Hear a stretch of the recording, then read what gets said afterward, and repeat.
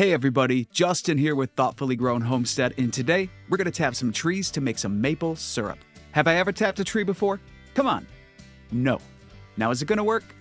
I don't know, but I'm going to take you guys along for the ride and see if we can get some sap out of this thing. Now you're probably looking at this like, that's not a maple tree. Well, this here's a box elder maple, and we have quite a few of them on our property.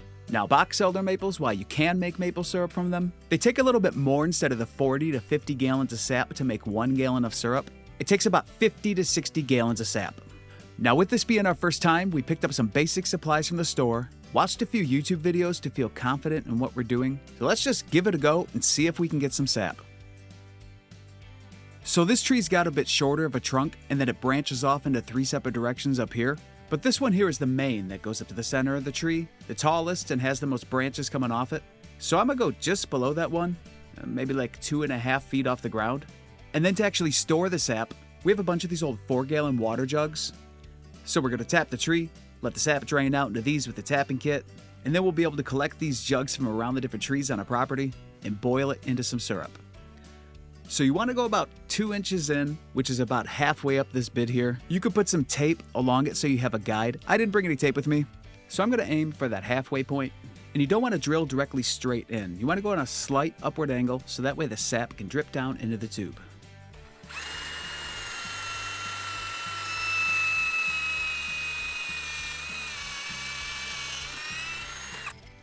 So now we're just going to take a little stick, clean out this hole to get rid of any sawdust, wood shavings from our drill. So that looks pretty clean. Let's go ahead and throw this in. And they say listen to see. Once you hear the sound changes, you're tapping it in. That's about where you want to stop because you don't want to crack the bark.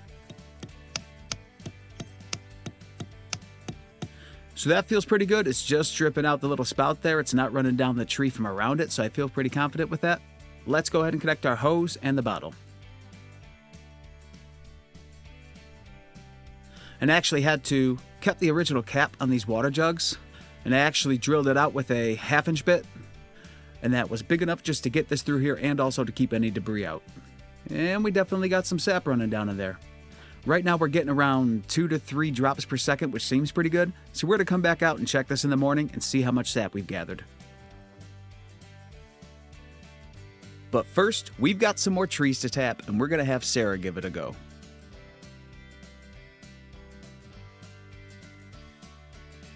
The next day, we collected and condensed down the sap from our 7 taps, and we ended up with about 12 gallons. Swapping the jugs with an empty replacement made this quick and easy.